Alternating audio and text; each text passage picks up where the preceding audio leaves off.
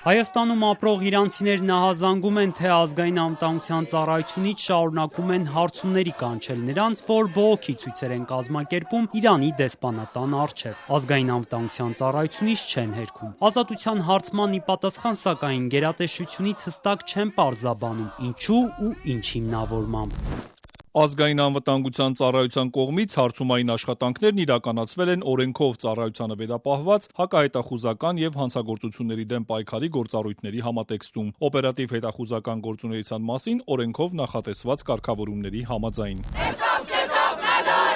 Ըստ օրենքի, որին հղում են անում ԱԱԾ-ից, հարցումներ իրականացվում են կատարված, նախապատրաստվող կամ կատարվող հանցագործությունների, ինչպես նաև օպերատիվ հետախուզական գործողությունների ընթացքում պարզաբանման այլ հանգամանքների վերաբերյալ տեղեկություններ հավաքելու դեպքում։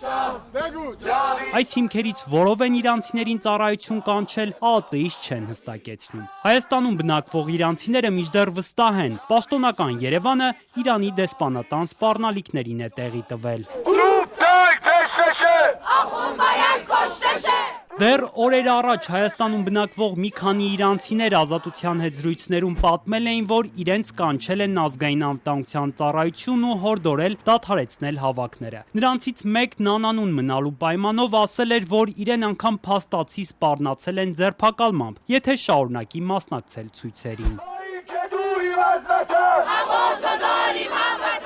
Իրանցի երիտասարդներից մեկն էլ ազատությանը պատմեց, որ իրավապահներն իրեն արտաքսմամբ են ահաբեկել։ Երիտասարդը սկզբում ոստիկանության բաժանմունք, ապա ԱԱԾ է հրավիրվել։ Ինձ կանչեցին, ասում են մի էլ մասնակցի այդ միտինգների մեջ։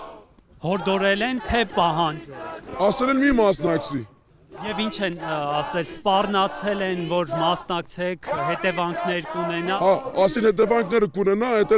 հետո կպարզվի, էլի։ Դաժե առաջի օրը, որ ինձ տարան,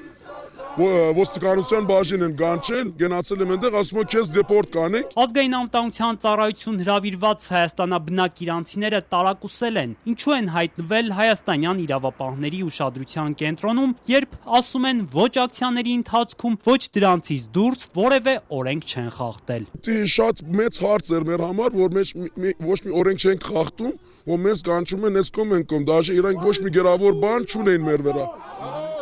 Անում ես իրան ասի, որ մեր գործը անօրինական չի, քանի որ դուք ձեր գործն անօրինական, որ մեր առանց ոչ մի բան կանչում եք այստեղ։ Երիտասարդի խոսքով ծառայությունում իրեն չեն հիմնավորել, թե ինչու են կանչել, ինչ պատճառով։ Ասում է, նույն շենքում տեսել է ակցիայի մասնակիցներից մի քանիսին, ավելի ուշ նկատել, բողոքի ակցիաների մասնակիցները օրեցօր նվազում են։ Մի քանի հոգի այնտեղ տեսել եմ։ Հավաքի մասնակիցներ։ Հա, համարյա մի քեսը տարել են։ Երրորդ օրը այստեղ շատ մարդ էր հավաքված, բայց սաղը տարան կանչեցին այնտեղ, դրանից հետո շատ քիչ մարդիկ եկան։ Իրանում անցած տարեվերջին մեկնարկած հակակառավարական ցույցերին զուգահեռ հայաստանաբնակ իրանցիներն էլ իրենց հերթին բողոքի ակցիաներ են սկսել Հայաստանում Իրանի դեսպանատան դիմաց։ Մասնակիցներն օրեր շարունակ պահանջում են իրենց իշխանություններից դադարեցնել Իրանում ցուցարարների սպանությունը։ Նաև գերագույն հոգևոր առաջնորդ Խամենեիի հեռացման կոչեր են հնչում։ Այս ակցիաներին կոշտ էր արձագանքել Հայաստանում Իրանի դեսպանը։ Թեհրանում ձևավորվում է պատկերացում, որ Հայաստանը դառնում է մի կենտրոն Իրանի դեմ թշնամաբար տրամադրված ուժերի գործողությունների համար։ Դիվանագետի հայտարարություններին վարչապետ Փաշինյանն արձագանքեց, հավաստիացնելով Հայաստանն Իրանի համար սպառնալիք չի դառնա։ Փաշինյանը միևնույն ժամանակ պնդել էր, թե Հայաստանում 2018-ի հեղափոխությունից հետո հանրահավաքներ չեն արգելվել եւ Իրանի համար բացառություններ չեն արվելու։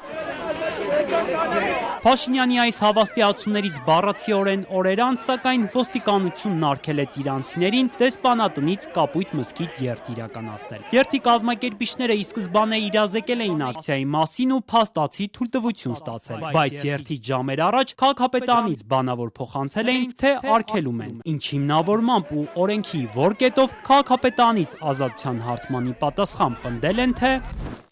Հավաքների ազատության մասին օրենքի համաձայն ներկայացված իրազեկումն ուղարկվել է ոստիկանության գվարդիա հավաքի անցկացման վերաբերյալ կարծիք տրամադրելու վերաբերյալ։ Ոստիկանությունում քննարկվել է երթի անցկացման վերաբերյալ իրազեկումը եւ նկատի ունենալով այն հանգամանքը, որ նախորդ հավաքների ընթացքում հավաքի մասնակիցների թիվը կազմել է 350-ից 400 անց, հետեւաբար երթի ընթացքում անխուսափելի է երթի մասնակիցների կողմից փողոցների երթևեկելի հատվածների օգտագործումը։ Հաշվի առնելով, որ իրազեկման մեջ նշված ժամերին երթևեկությունը շատ խիտ է, որի հետևանքով անհամաչափ կսահմանափակվեն երթևեկության մասնակիցների իրավունքները, ոստիկանությունը իրազեկմամբ նշված երթի իրականացումը համարում է ոչ նպատակահարմար։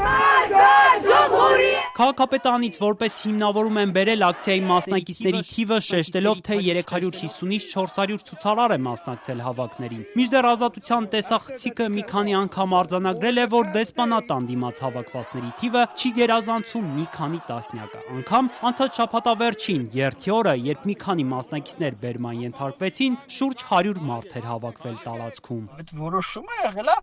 իրազեկումը գիտություն ընդունելու մասին։ Դրանից հետո նորից եմ ասում, որովից է իրավական հիմք կարծիք տալ, կարծիքի հիման վրա որոշում փոխել, առավելևս դա անել վարչարության տեսանկյունից ընդհանրապես անհասկանալի ընթացակարգերով, դա անել չպահպանելով դատական պաշտպանության իրավունքը, չապահովելով լսված ելնելու իրավունքը։ Իրավապաշտպան իրազեկ քաղաքացիների միավորում հասարակական կազմակերպության ծրագրերի համակարգող Դանիել Յոհաննիսյանն ասում է, քաղաքապետարանը ի սկզբանե երթի մասին իրազեկումն ի գիտություն ընդունելուց հետո այս դեպքում այն չեղարկելու իրավական հիմքեր չուներ։ Ման որոշում կայացնելու ժամկետներ կան։ Եվ այդ ժամկետներում պիտի այդ որոշումը կայացվի, այդ թվում, որպեսզի ապահովվի մարդկանց կողմից մարդկանցում իրավունք սահմանափակում, այդ սահմանափակման կամ նկատմամբ միջամտող վարչական ակտ կայացվում, ոչ բարենպաստ վարչական ակտ կայացվում, այդ վարչական ակտի դատական բողոքարկման իրավունքը, որը վարչական դատավարության օրենսգրքով էլ սահմանված է։ Եվ պետք է ասեմ, որ ընտրական իրավունքի պես է, շատ կարճ ժամկետներում դատարանը այս գործերը պետք է քննի, մի քանի օրում քննի եւ որոշում կայացնի, որ մարդիկ հավաք անեն կամ չանեն։ Երթի կազմակերպիչներն էլ են համարում, որ քաղաքապետարանի որոշումն անհիմն է, երթ անցկացնելու նոր դիմում են ներկայացրել ու կրկին մերժվել։ Չնայած խոչընդոտներին ու ճնշումներին, իրանցիները երկրորդ շաբաթն է գրեթե ամեն օր հավաքվում են իրենց դեսպանատան առջև, հայրենիքում մնացած հարազատներին աջակցելու։